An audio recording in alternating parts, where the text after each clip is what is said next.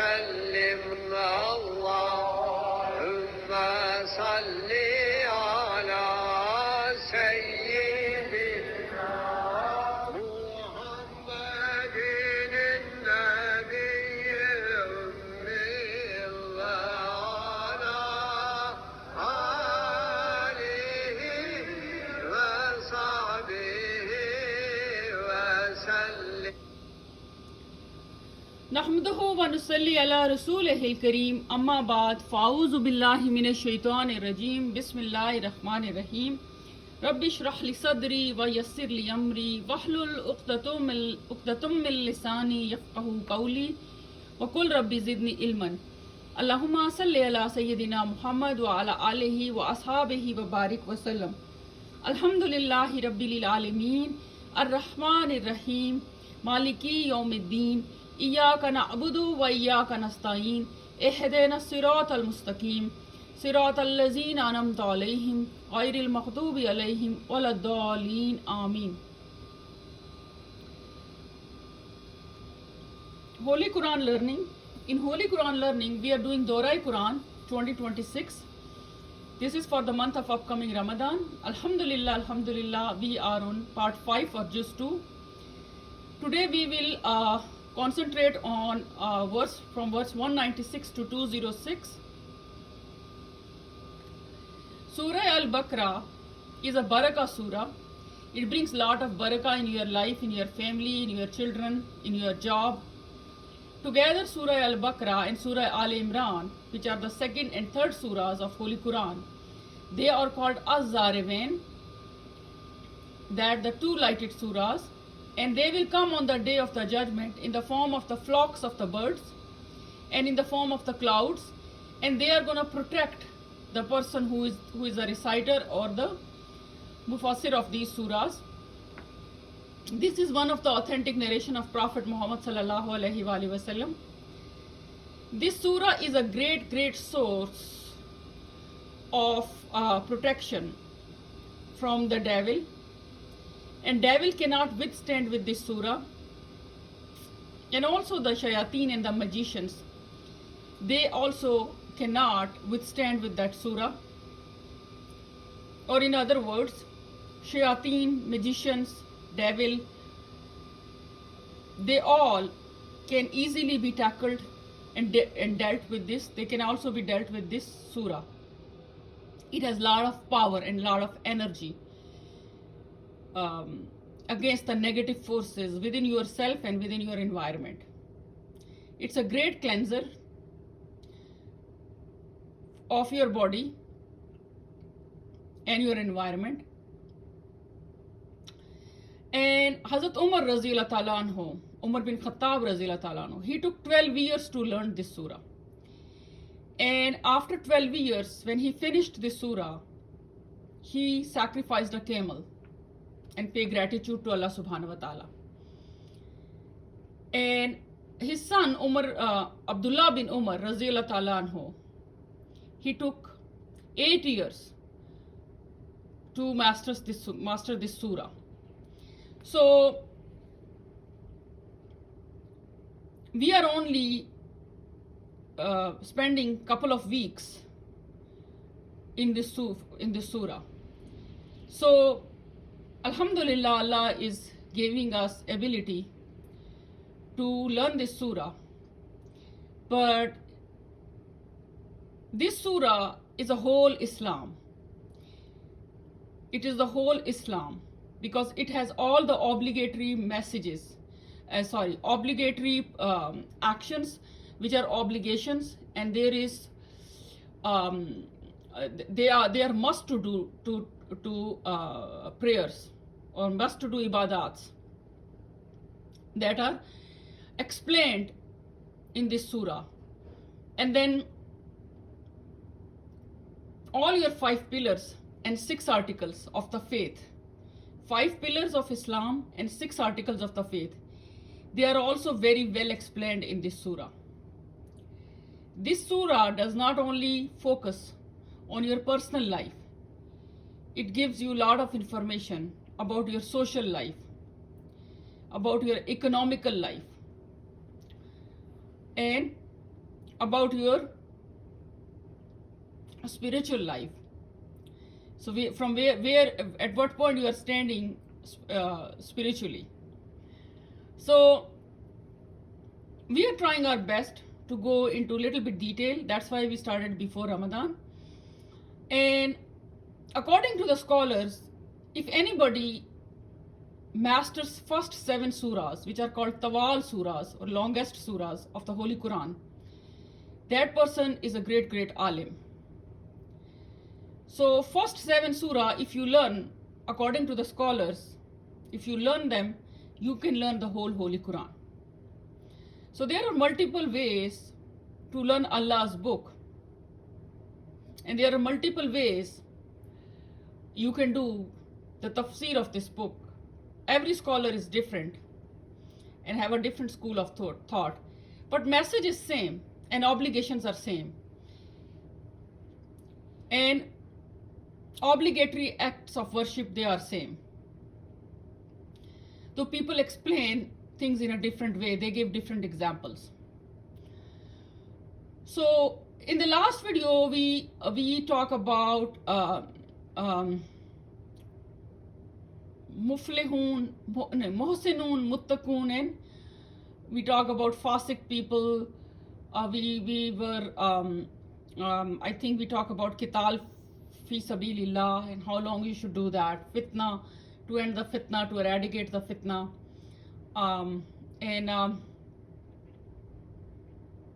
We little bit talk about, I think, some laws, inheritance laws, and we talk about qisas, and so those were in the last verses. So let's listen to the recitation of 196 to 206, and then I'm going to explain these verses here from these tafsir points. These are called tafsir bullets, and I will give you nice mind maps to get an idea that what is the surah is all about. You can do your own research, and if I'm wrong anywhere, please you can write me in the comment box of that video. I do take all the comments as a positive criticism, and that's how I know where I'm doing the mistakes. Some mistakes I did by numbering the verses, where like so I'm trying to put the number in front of every bullet, that what verse I'm explaining. So let's listen to the recitation.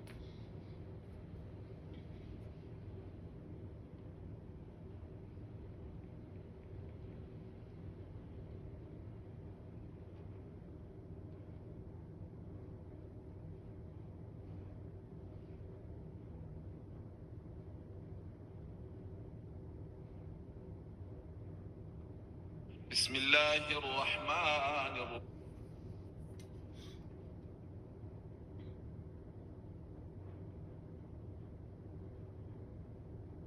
Clean water is a dream for millions of others in Gaza, Yemen, Somalia, and beyond. They wake up wishing. لتكونوا شهداء.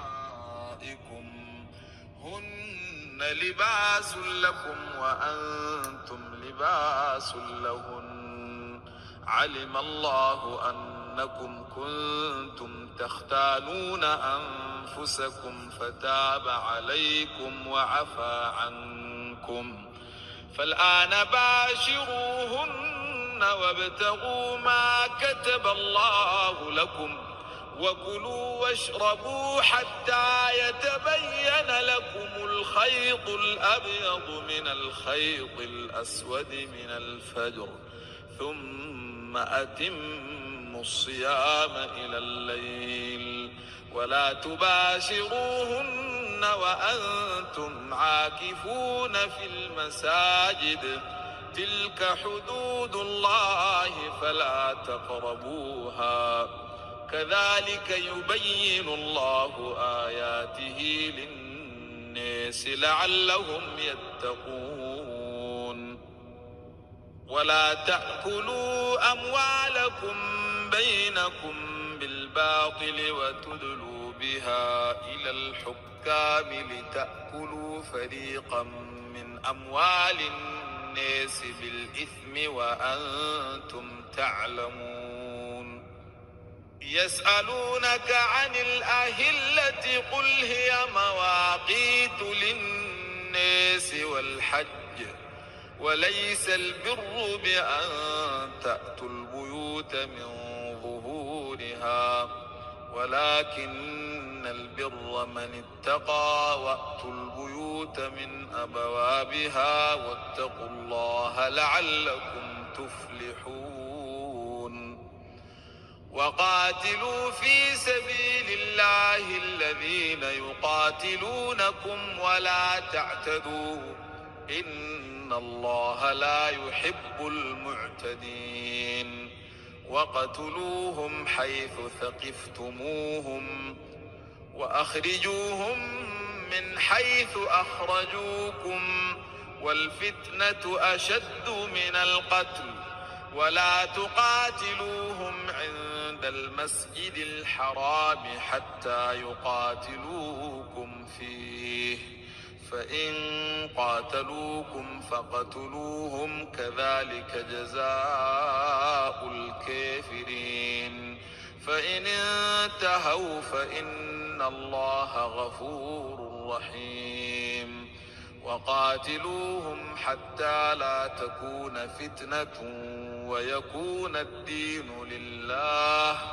فإن انتهوا فلا عدوان إلا على الظالمين الشهر الحرام بالشهر الحرام والحرمات قصاص فمن اعتدى عليكم فاعتدوا عليه بمثل ما اعتدى عليكم واتقوا الله واعلموا أن الله مع المتقين وأنفقوا في سبيل الله ولا تلقوا بأيديكم إلى التهلكة وأحسنوا إن الله يحب المحسنين وأتموا الحج والعمرة لله فإن أحصرتم فما استيسر من الهدي ولا تحلقوا رؤوسكم حتى يبلغ الهدي محله فمن كان منكم مريضا أو به أذى من رأسه ففدية من صيام أو صدقة أو نسك فإذا أمنتم فمن تمتع بالعمرة إلى الحج فما استيسر من الهدي فمن لم يجد فصيام 3 أيام في الحج و7 إذا رجعتم تلك 10 كاملة ذلك لمن لم يكن أهله حاضر المسجد الحرام واتقوا الله واعلموا أن الله شديد العقاب. Zakah is about connection and about unity. And when we give zakah, ensuring the strength and health of our عقاب الحج أشهر معلومات فمن فرض فيهن الحج فلا رفث ولا فسوق ولا جدال في الحج وما تفعلوا من خير يعلمه الله وتزودوا فإن خير الزاد التقوى واتقوني يا أولي الألباب ليس عليكم جناح أن تبتغوا فضلا من ربكم فإذا أفضتم من عرفات فاذكروا الله عند المسجد المشعر الحرام واذكروه كما هداكم وإن كنتم من قبله لمن الضالين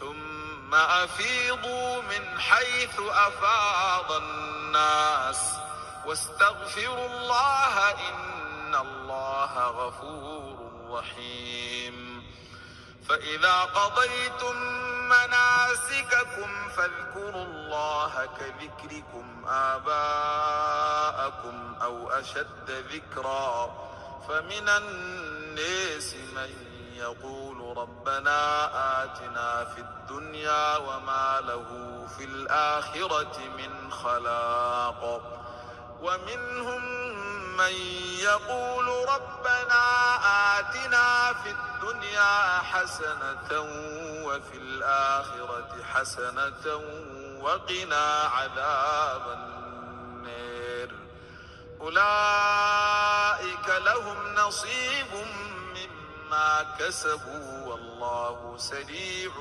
الحساب واذكروا الله في أيام معدودات فمن تعجل في يومين فلا إثم عليه ومن تأخر فلا إثم عليه لمن اتقى واتقوا الله واعلموا أنكم إليه تحشرون ومن الناس من يعجبك قوله في الحياة الدنيا ويشهد الله على ما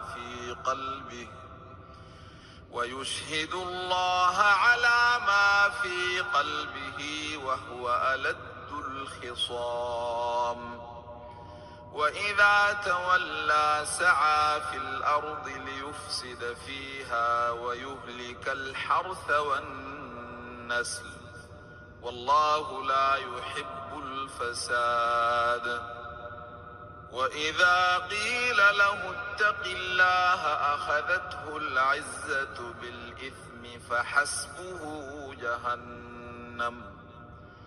فحسبه جهنم ولبئس المهاد ومن الناس من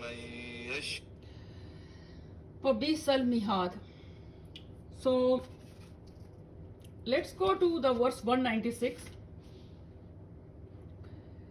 Verse 196 says وَأَتِمُّ الْحَجَّ.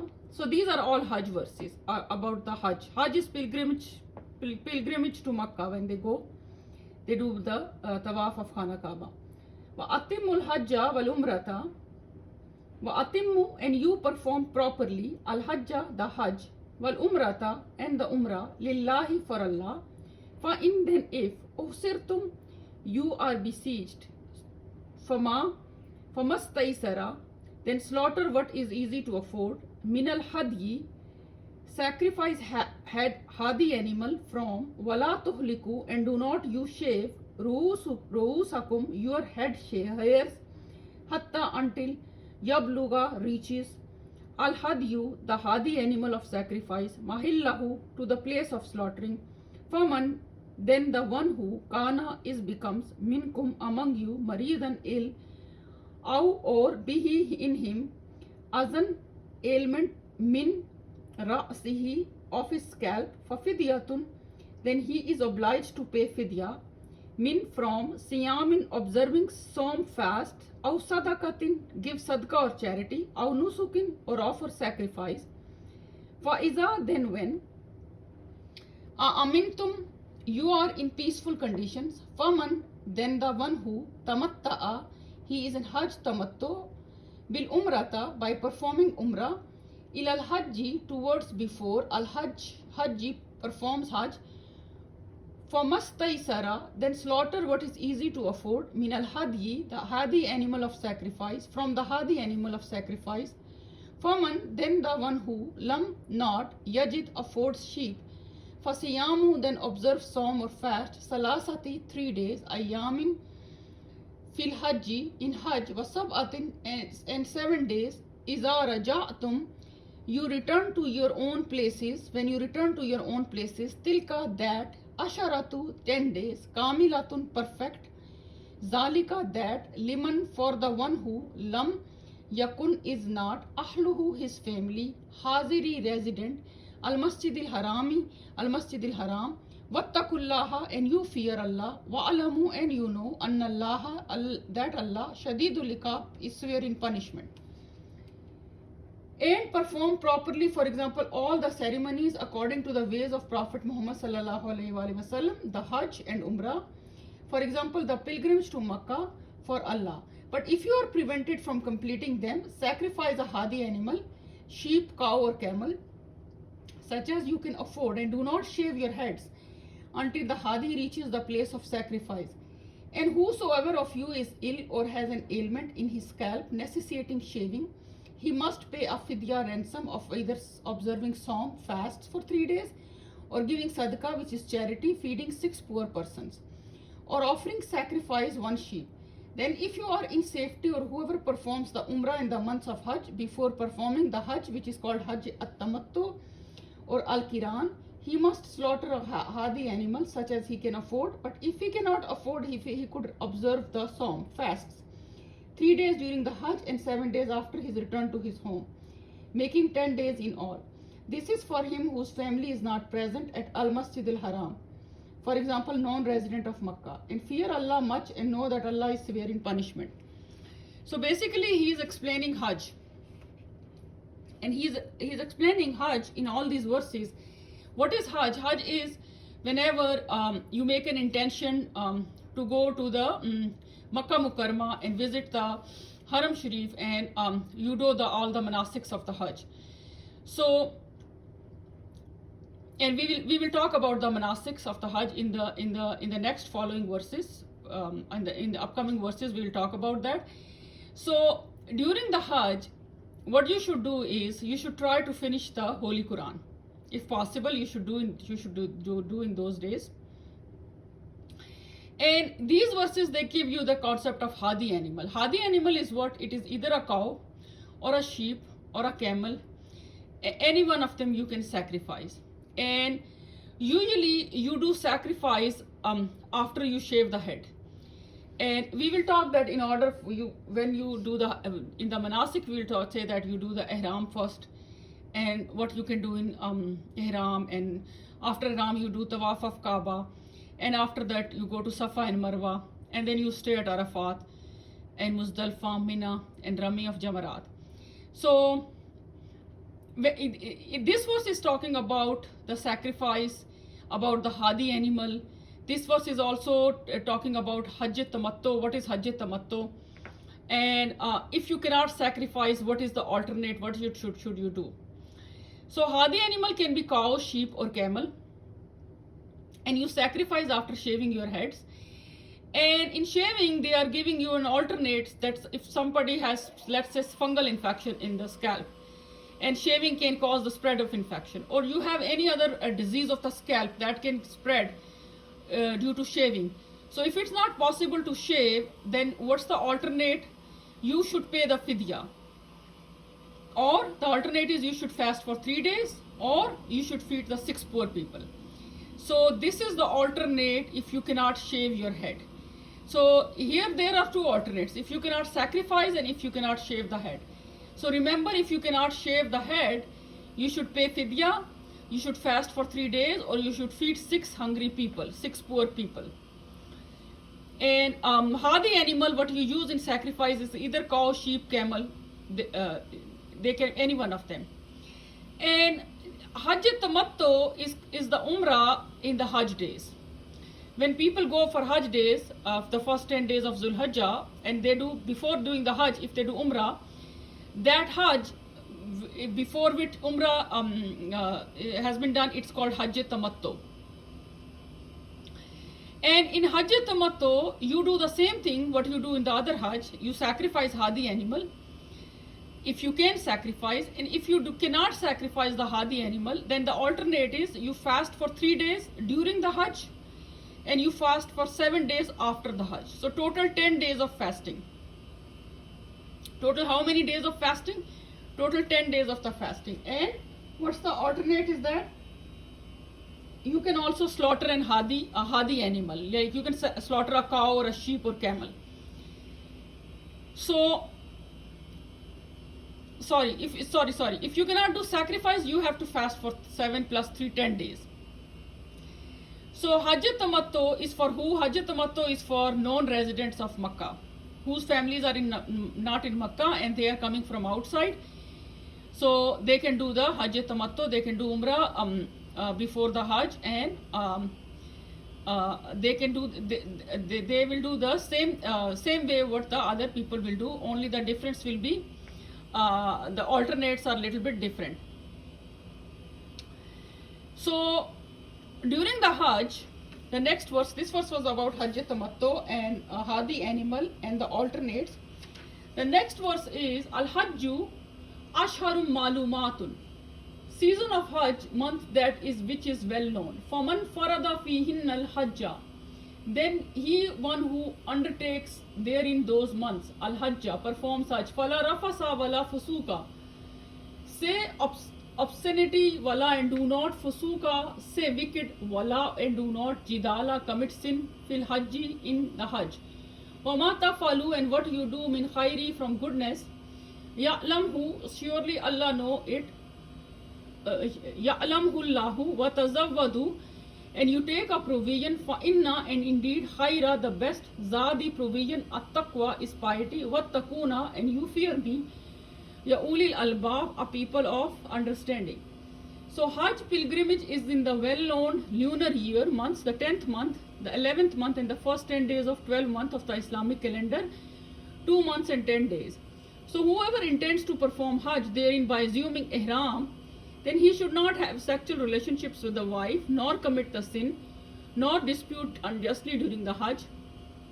And whatever good you do, be sure Allah knows it, and take a provision with you for the journey. But the best provision is at-taqwa, which is called piety and righteousness. So fear me, O men of understanding.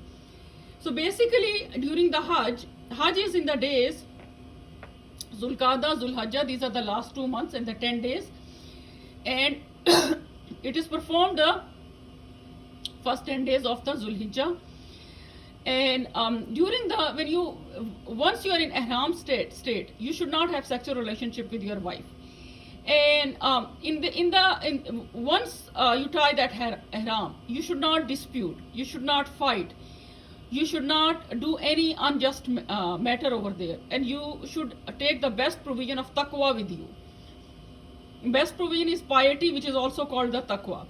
So this is called the Hajj, which is that takes you towards the acceptance. Allah accepts the Hajj which is done properly. For example, with all these points keeping in the mind, when you go for ihram, you should know that okay, you have to be strictly follow all these rules. So if you follow all these rules, your Hajj is going to be accepted by Allah subhanahu wa ta'ala. And after that, the next verse says that Laysa alaykum junahun, Laysa, there is no alaykum upon you, junahun, sin, antabtagu, you seek fadlan, bounty, mir rabbikum, from your Lord, wa iza, then when afastum, you have depart, min, from Arafat, in Arafat, after wukuf, faskurullaha, then you remember Allah in the inside Mash'aril Haram, sacred mount of Muzdalfa. Wazkuruhu, and you remember him, kama, as hadakum, he has given you guidance. Wa in, and indeed, kuntum, you were min qablihi, before be guided, laminad dhalin, indeed, from people who went astray. So this verse is saying there is no sin on you if you seek the bounty of your Lord during pilgrimage by trading. Then when you leave Arafat, remember Allah by glorifying His praises, prayers and invocations, and the Mash'ar al-Haram, and remember Him by invoking Allah for all good, etc., as He has guided you, and verily you were before for those who were astray. So when you leave, you should do the Hajj, and during the Hajj, when you are performing all the monastics of the Hajj, you should continuously remember Allah subhanahu wa ta'ala. all the time you should praise Allah subhanahu wa ta'ala. You should glorify Allah subhanahu wa ta'ala through various invocations. So inshallah, we will do a complete video on the Hajj and all the 5 pillars, and we will explain what supplications you should do at what occasion and what point. But here just remember that you should continuously praise Allah subhanahu wa ta'ala, you should glorify Allah subhanahu wa ta'ala, and you remember that do not shop or do not do any kind of trade before Arafat. Once you leave the Arafat, then you are good to go and you can do the trading. Summa afizu min haisu afazan nasu wastaghfirullaha innallaha ghafurur rahim. Summa then afizu, you depart, min haisu, from the place, afaza has departed, an-nasu, mankind, from Arafat, wastaghfirullaha, and you ask for forgiveness, Allah, innallaha ghafurur rahim. Allah, verily Allah is most merciful and forgiving. So when you depart, people depart and ask Allah for forgiveness. So when you are leaving the Hajj place, you should continuously ask Allah subhanahu wa ta'ala forgiveness and mercy. The next verse talk about the manasiks of the Hajj, and it says that فَإِذَا خَضَيْتُمْ مَنَاسِكَكُمْ, then when you have accomplished your holy rites of Hajj, فَاسْكُرُوا, then you remember Allah, كَذِكْرِكُمْ, as you remember Aba'akum, your fathers, أَوْ أَشَدَّ, or more, zikran, in remembrance, فَمِنَ النَّاسِ, then among mankind, man, there is who, yaqulu, he makes dua, Rabbana atina fid dunya, our Lord give us in the world, وَمَا لَهُ, and not for him, fi, in al-akhirati, the hereafter, min, from halakin, goodness part. So when you have accomplished your manasik, for example, ihram, tawaf of the Kaaba, and Safa and Marwa, and stay at Arafat, and Muzdalfa, and Mina, and Rami of Jamarat, you stone the specified pillars in Mina, slaughtering of hadi animal, etc. Remember Allah as you remember your forefathers, or with a far more remembrance. But of mankind there are some who say, our Lord, give us your bounties in this world, and for such there will be no portion in the hereafter. So Allah subhanahu wa ta'ala is talking about the manasiks of the Hajj, that in the manasik you first tie the ihram. After tying the ihram, you do tawaf of the Kaaba. After doing tawaf of Kaaba, you go for Safa and Marwa in the remembrance of Hazrat Hajra alayhi salam, which she did when thirsty baby Ismail was crying. So this is the remembrance of Hajra alayhi salam. And then you stay at Arafat, and after the Arafat you go to Muzdalfa, and then you go to Mina, and then you do Rami of the Jamarat, and this also, and then slaughtering of the hadi animal. So basically these are all manasik Hajj, and Hajj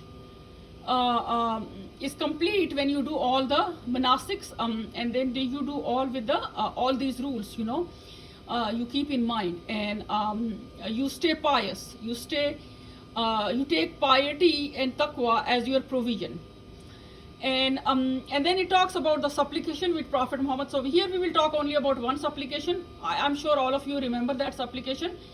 At the Hajj, Prophet Muhammad, peace be upon sallallahu alaihi wa sallam, he used to say, Rabbana atina fid dunya hasanatan wa fil akhirati hasanatan wa qina azaban nar. This is verse 201. And of them there are some who say, our Lord, give us in this world that which is good, and in the hereafter that which is good, and save us from the torment of fire. So basically you are asking hasanat. You are asking hasanat in the dunya, and you are asking hasanat in the akhirah, and you are asking refuge from the punishment of Allah subhanahu wa ta'ala. So, and then Allah subhanahu wa ta'ala is saying that ulaika lahum nasibum mimma kasabu wallahu sariul hisab. For them there will be allotted a share for what they have earned, and Allah is swift at reckoning. So when you perform Hajj, if you keep all these rules in mind, so whatever you give Allah subhanahu wa ta'ala is swift in account. When he takes the what do you call that? When he looks at your account, he's swift. You call that Sariul Hisab. He takes the Hisab and he is swift. And whatever you earn, he gives back to you. And Allah subhanahu wa ta'ala is very merciful. If you do commit a bad deed, he only charges you for one bad deed. But if you do commit a good deed, he gives you reward for more than one good deed. And that reward can be multiplied, and it goes on. It gets Allah subhanahu wa ta'ala applies the rule of multiplication here when it comes to the good deeds. So basically here the whole purpose of describing Hajj in so much detail is that you have some earning over here. Allah subhanahu wa ta'ala is telling you that you are earning good deeds, and this is the whole state of ibadah, right from the intention where you are making an intention to go and visit the city of the Makkah and do the Hajj, right from your intention all the way when you are leaving the Arafat. Every single second is your ibadah. It counts as your ibadat.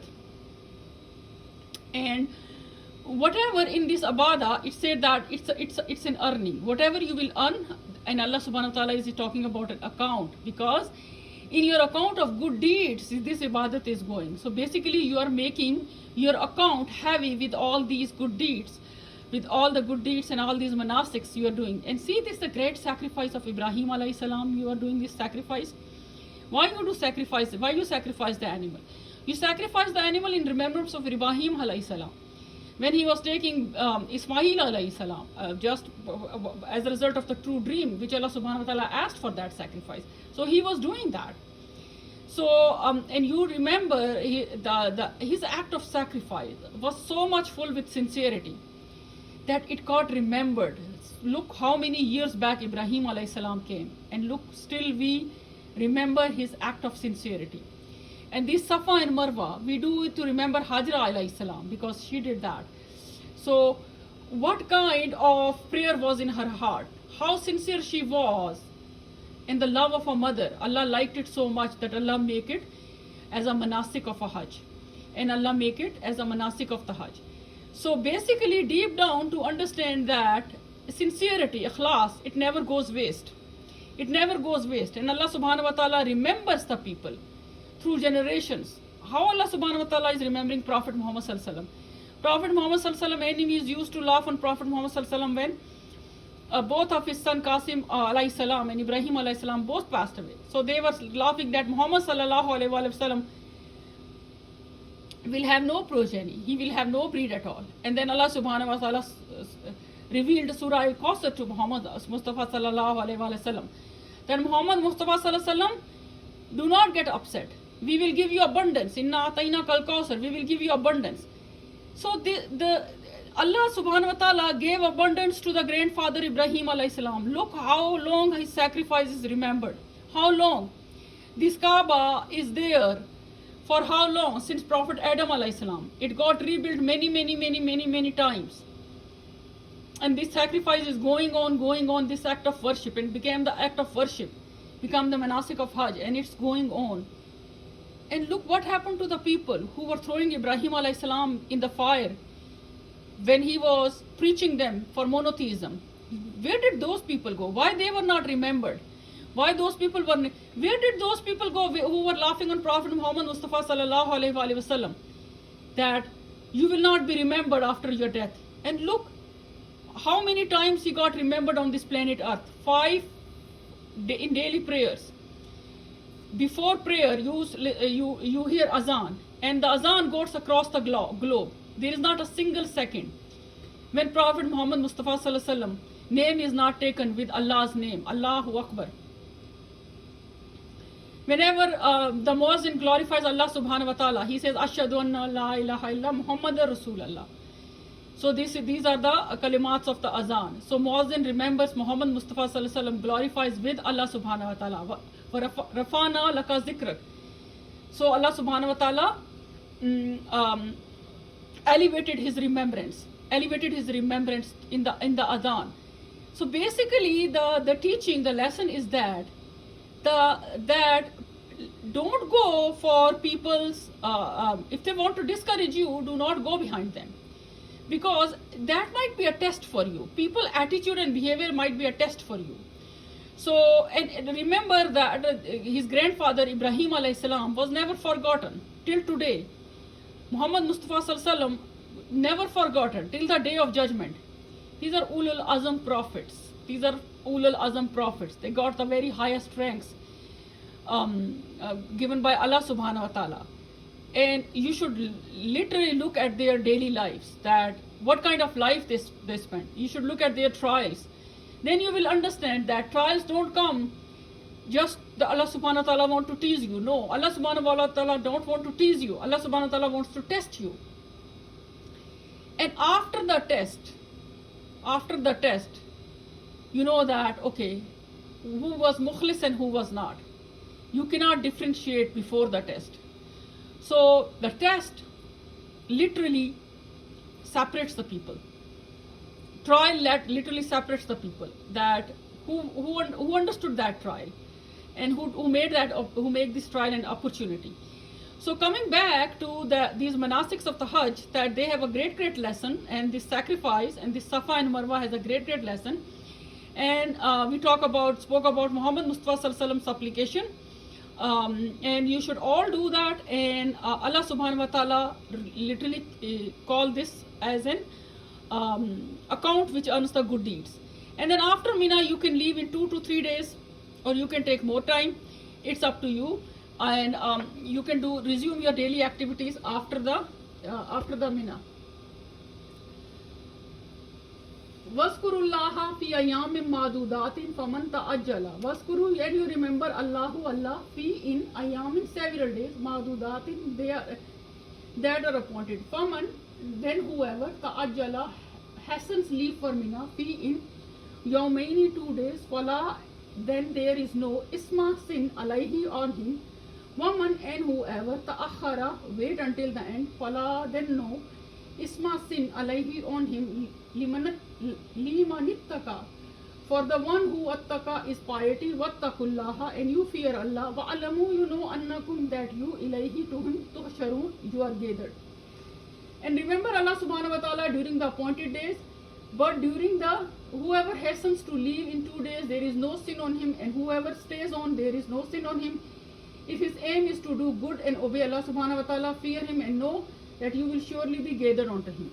So now Allah subhanahu wa ta'ala is giving you that after you perform the monastics, and after you perform all these monastics, the way Allah should ask you to do that, you are free, but do not forget Allah subhanahu wa ta'ala, that you completed your Hajj, and now you are just like you are reborn person, and all the sins are wiped out, and you are good to go. Now you can go back and commit the sin again. So do not do that.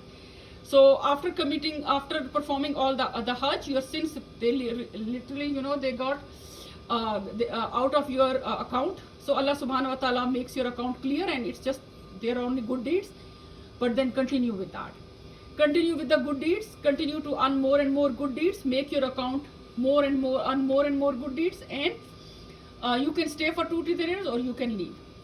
And now here the topic of the Hajj is finished up till this verse, which is the verse 203.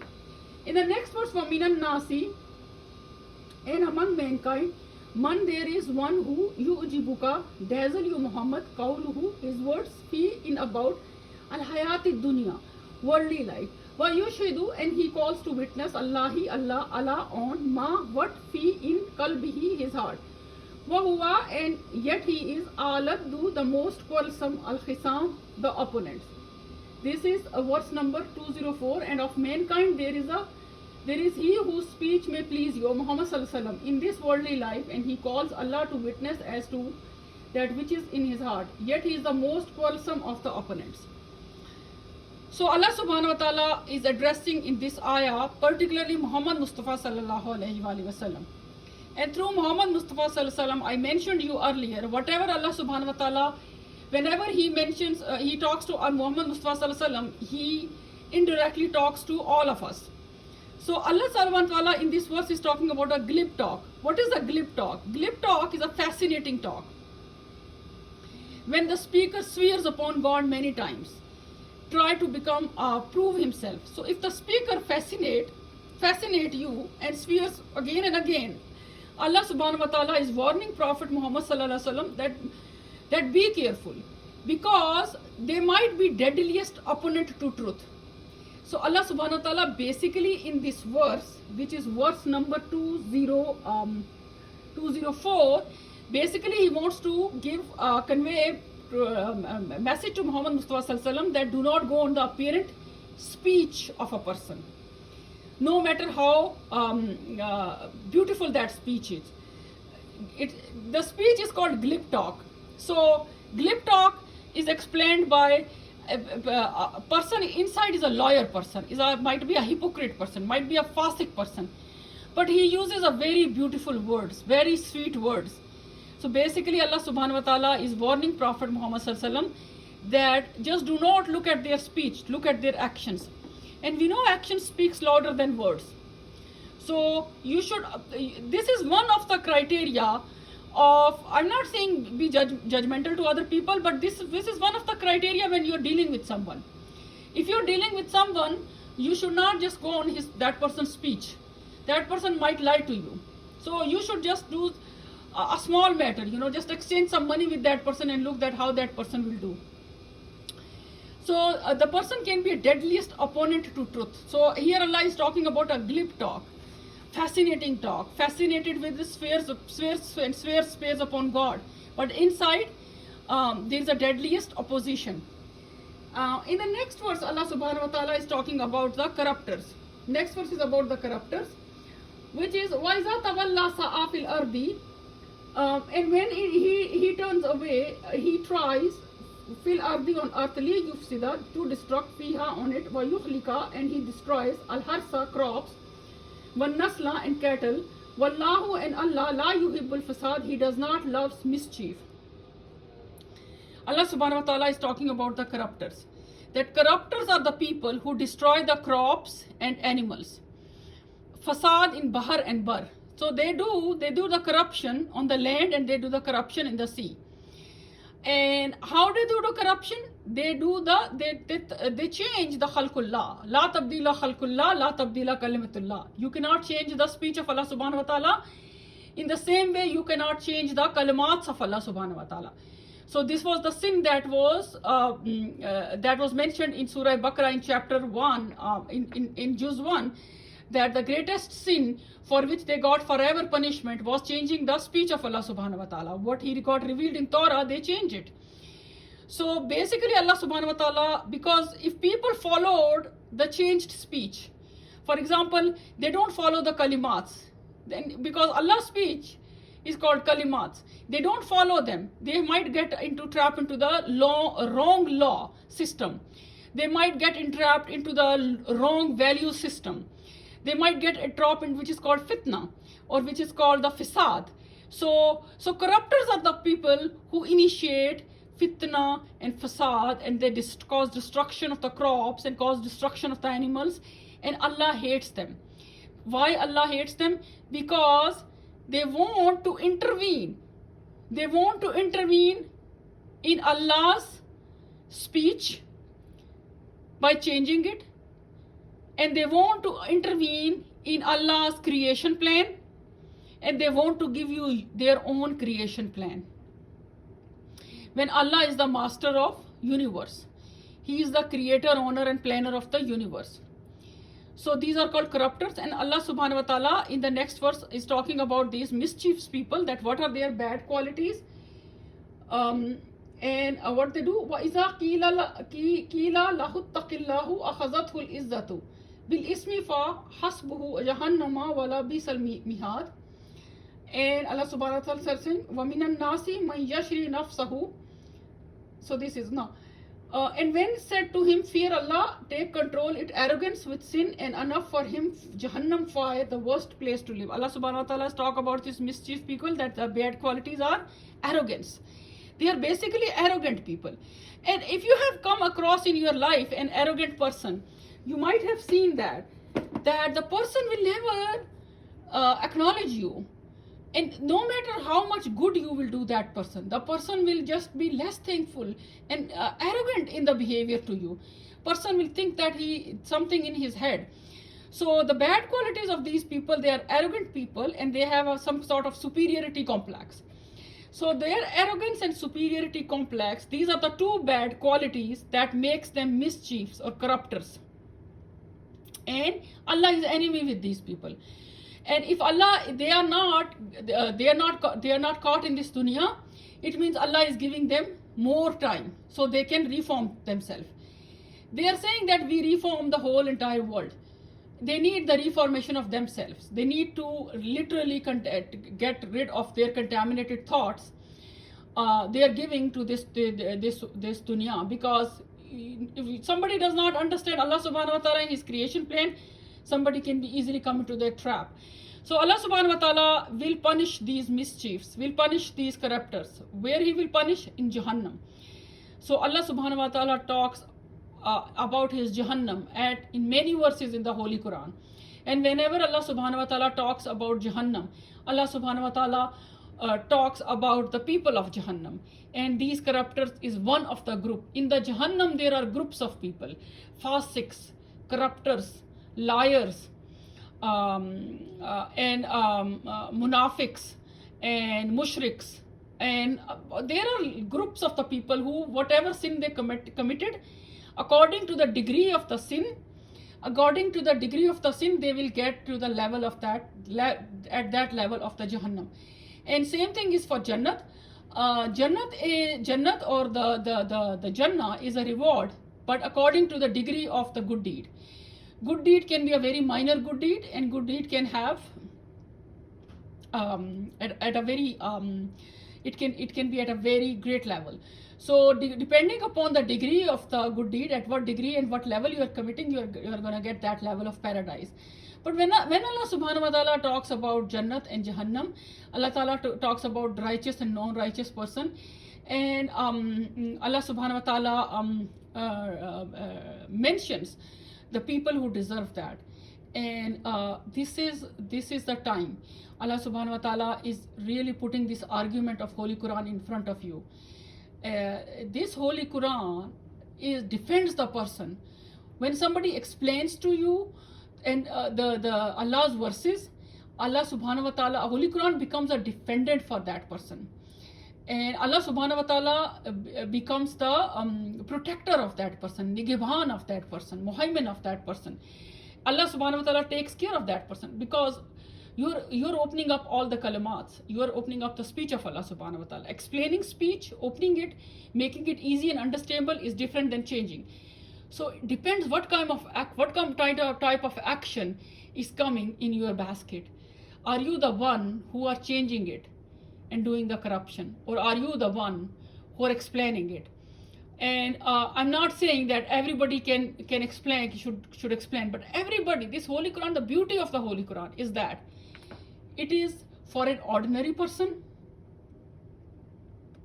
a small child, 3rd or 4th grade level child can understand, and a PhD scholar can understand it. And I haven't seen in my lifetime a single book which is for all levels of the readers. When we read the books, we say this is level 1 book, this is level 2. For example, this is level 1 English, this is level 2 English, this is level 3 English, this is level 4 English. Oh, this is the English which a literature person should do. This is the English which a PhD doctor should know. And he can understand. But in the Holy Quran, the beauty is that every person can understand. And this is a miracle. You cannot find a single book